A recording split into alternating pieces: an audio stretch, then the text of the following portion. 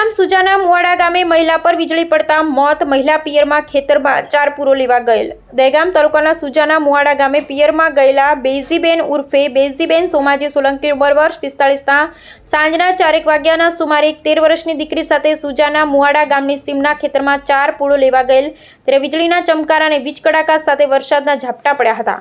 ત્યારે 13 વર્ષની દીકરી કૂવા પર બાંધેલી ભેંસોને ચાર નાખવા ગયેલ. ત્યારે બૈજીબેન સોલંકીની ઉપર વીજ કડાકા સાથે વીજળી પડતા તેમના ગળાના ભાગે દાઝ્યા હોય તેવી કાળી ચામડી થઈ ગયેલ તેમજ પેટના ભાગે દાઝ્યા હોય તેવા 2 નિશાન પડેલ હતા.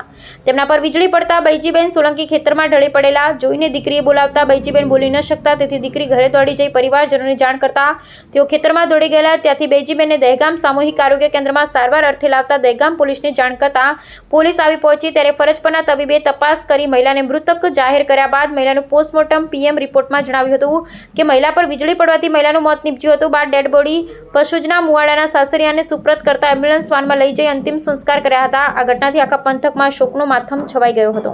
હું એક દર્દી 7:30 વાગે અહીંયા સામૂહિક આરોગ્ય કેન્દ્ર દહેગામ અર્થે વીજળી પડતા સારવાર સારું લાવતા મેં તપાસતા એમને મરણ જાહેર કર્યા તથા સગાને પૂછતા પોસ્ટમોર્ટમ કર્યું અને પોસ્ટમોર્ટમમાં પહેલાં તો દેહને બહારથી જોતા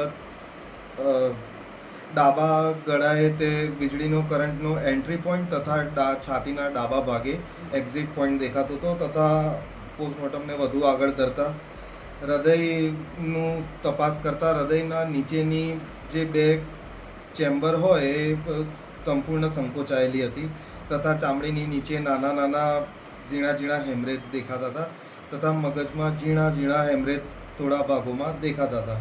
તેથી મૃત્યુનું કારણ તો પોસ્ટમોર્ટમ પ્રમાણે વીજળી પડવાનું જ છે તે થાય છે. હા, એ બરાબર. આપનું નામ? મારું નામ લક્ષ્મણજી સરદારજી સોલંકી, ગામ પસુઈ. આ મારા બહેના ઘરથી છે અને ખેતરમાં ચાર લેવા ગયા હતા 4 થી 5ના સમયમાં અને એમને વીજળી પડવાથી એમને મૃત્યુ થયું. અમે એમને પીએમ કરવા માટે દહેગામ લાવ્યા છીએ. હવે એ અમે દહેગામમાં પીએમ કરાવી અમારા વતનમાં લઈ જઈએ છીએ. આજે આ બેન સર એ ક્યાં ઘર રહેતા હતા? એમના પિયરમાં રહેતા હતા. પિયરમાં રહેતા હતા. અત્યારે ક્યાં લઈ જવાના? અત્યારે મારા ગામમાં પશુમાં લઈ જવાના છે.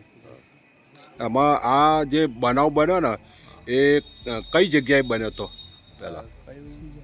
સુરજાના મુવાડા. સુજાના મુવાડા. હા.